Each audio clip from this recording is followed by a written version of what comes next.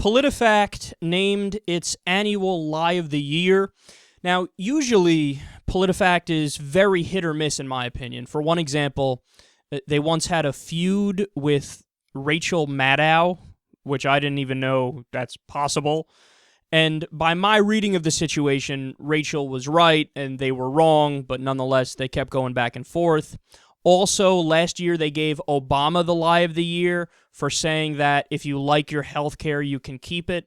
And I thought that was incredibly misleading because if you couldn't keep your health care, you were able to get better health care and it cost less.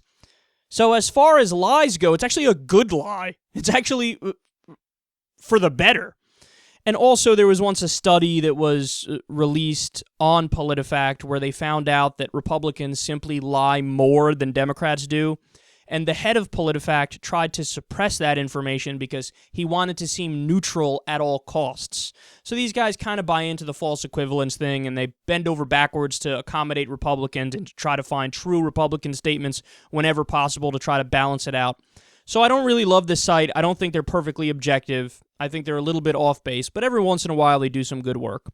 And in terms of this Lie of the Year, I think they nailed it. So this year's Lie of the Year is exaggerations about Ebola. So perfect. Because I remember we covered it at the time. The network I'm a part of, TYT Network, and the Young Turks, the main show, covered it at the time.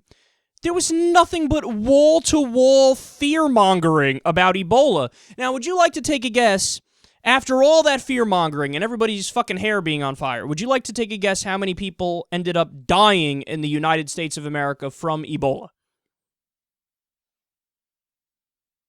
2. Dose. All right, the numbers from refrigerator accidents and vending machine accidents are higher. There were probably more people that died from a bobcat attack in the U.S. than died from Ebola. I mean, and the media would not shut the fuck up about it. You had CNN, you had Fox News, at times you had MSNBC, although overall they were better than everybody else. Even the nightly news, which is supposed to be more dry and more high-minded, they would play into this Ebola fear-mongering. And I remember in my personal life, I had family members, I had friends, Ebola, gotta be careful, Ebola. And I'm like, okay, you fucking idiots, did you not read about it? First of all, it's not even airborne.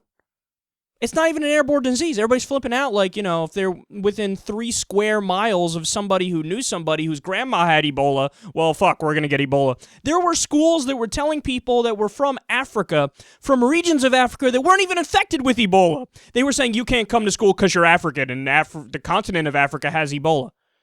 Do you have any idea how big the continent of Africa is? And what percentage overall in the continent of Africa have Ebola? It's like 0.00001%, and you're telling people thousands of miles away that they can't come to school, and also, they weren't even in fucking Africa. They just happen to be African, of African descent. What the fuck do you think happened? They genetically carried it over from their parents who also weren't anywhere near anybody with Ebola, and of course, Ebola is not genetic either?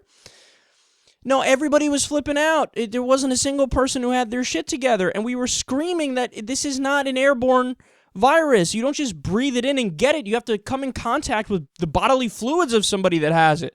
So unless you're going to the hospital and blowing people in the non-existent Ebola wards, you're going to be okay. Now, yes, it can spread through sweat too and stuff like that, but it's still very, very, very rare that you would get it. Again, only 2 people died in the U.S. from it. And if you watch the media, you would get the impression that the world is coming to an end. But this is the exact same thing that they did with bird flu a couple of years ago and swine flu a couple of years before that. They would come out and say, oh my God, it's swine flu, bird flu, everybody get your vaccine 19 times over, and then make sure you don't touch anybody ever, walk around with those masks on. And then what happened? Not as many people died from that as the regular flu. The number of people that died from the regular flu compared to the Ebola virus in the same time span is astronomically higher. But that doesn't get any coverage. Why? Because it's just the old flu, whatever. You have the same people who were screaming about Ebola and saying how they're scared about it are the same people who didn't bother to take 5 minutes out of their day to go to CVS and get a fucking flu shot. It doesn't make any goddamn sense. And this story demonstrates perfectly how pathetic our media is. Because our media feeds into the sensationalism. Why? Because they know that they get better ratings when there is sensationalism. You can see this perfectly with CNN. CNN abuses the breaking news banner more than anybody in human history. We covered the story once where, about 6 months ago, it said, breaking news, the Titanic sank 102 years ago today. I'm not kidding. That's literally what it said. Okay, that would be the opposite of breaking news. Breaking news, something happened 102 years ago. That's fucking insanity. But they know that if they put the breaking news banner there, they're more likely to get better ratings. If you do sensationalistic stories, you're more likely to get better ratings. Why do you think every once in a while on CNN, for example, they slip in a pop culture story in the middle of a serious, supposedly serious news show? Because they know they're going to generate more eyes if they do that. They're going to get better numbers if they do that. But see, what they're missing is that's a short-term solution. See, that's the problem. What they're doing is it's the equivalent of having a shot of adrenaline. It's temporary. It's the equivalent of when you're really tired and you've been up for 18 hours straight, you drink a Red Bull or you drink a Monster Energy or you have some coffee and you perk up temporarily. But then what's going to happen? You're going to fucking crash again because it's not sustainable in terms of waking yourself back up. What do you really need to do in order to wake back up fully? Fucking go to sleep. Go to sleep. Sleep it off. Recharge your batteries. Wake up tomorrow. Don't do this fake, let me take a shot of fucking chemicals to try to keep me awake for an hour longer and feel awake. So this is the problem with the media in America, is they're doing that as opposed to really focusing on truth-telling and objective reporting and getting facts out there and data out there. Then they would really have good ratings and it would be sustainable.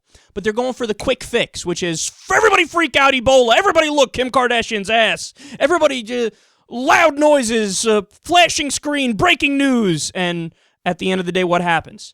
They're a massive joke, and Politifact calls them out for it by giving them the lie of the year.